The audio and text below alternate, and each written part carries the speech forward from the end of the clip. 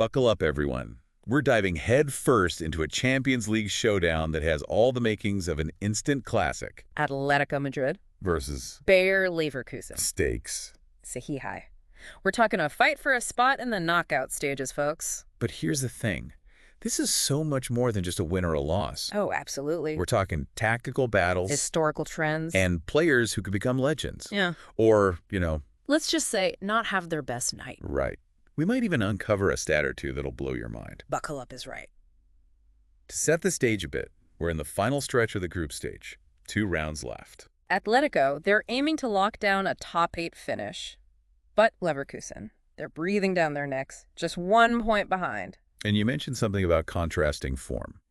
That Atleti's recent loss, that upset, could actually play into Leverkusen's hands. Fill me in on that. Well, Atletico, they were on an unbelievable run. 15 games, 15 straight wins. Dominating. But they just had this surprise upset in La Liga. Meanwhile, Leverkusen, they're on fire. 11 straight wins across all competitions. Wow. Okay, so momentum could be a factor. It's definitely going to be interesting to see how it plays out. For sure. Now, Atleti's home record in Europe, it's intimidating. To say the least. They've been incredibly tough to beat at home. Only 1 loss in their last 13 European matches. So, can Leverkusen, even with their recent hot streak, overcome that? I mean, historically, they haven't exactly thrived in Spain, right? That's the million-dollar question, isn't it? They're undefeated in their last 5 matches against Spanish teams, that's true. Right. But they haven't actually won a European game in Spain since, get this, the 2013-14 season. Oh, wow. And to make matters even more interesting, their away form in the Champions League lately, not great. Just 1 win in their last 6 away matches. Okay, so we've got Atleti, Yeah. the home fortress, Right. and Leverkusen, the team on fire, but playing away. Against a team that almost never loses at home, I'm already nervous. Me too. And to add to the tension, we have to talk about styles. Yeah, let's dig into that. Because these teams, they approach the game in very different ways. Right. Atleti, they're known for their organization. Their defense is almost suffocating. Yeah, I've heard commentators call it a wall. It's a great analogy. They press high, force turnovers, make it incredibly difficult for opponents to even string a few passes together. They just shut you down. Exactly. Now, Leverkusen, on the other hand, they thrive on quick transitions, dynamic attacking movements. They want to catch you off guard. So who are some of the players we should be watching for in this tactical chess match? You mentioned Angel Correa for Atleti. He's become a real game changer coming off the bench. A super sub, some might say.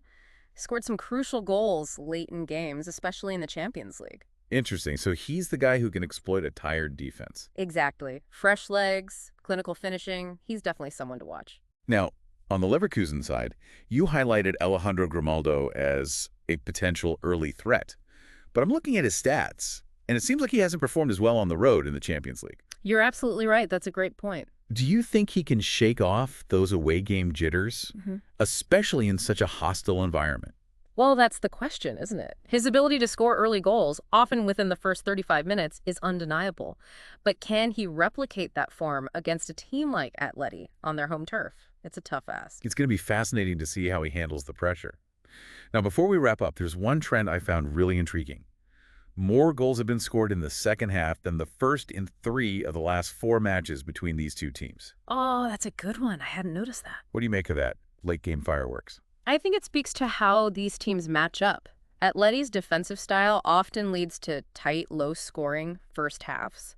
But as the game progresses, the spaces open up, and that's when Leverkusen's attacking players can really start to cause problems. So we might see a real shift in momentum as the game goes on. Absolutely. It wouldn't be surprising to see a flurry of late goals from either side. Okay, so let's recap.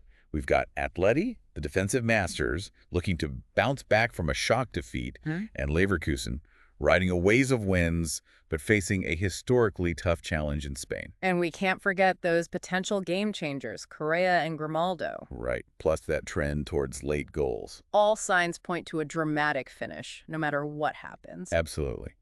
Now, for our listeners at home, here's something to ponder as you watch this match unfold.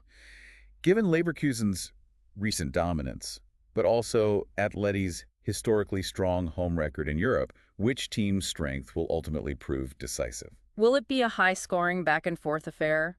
Or will it be a tense tactical battle decided by a single moment of brilliance? Let us know your predictions in the comments. This one is going to be good. Can't wait.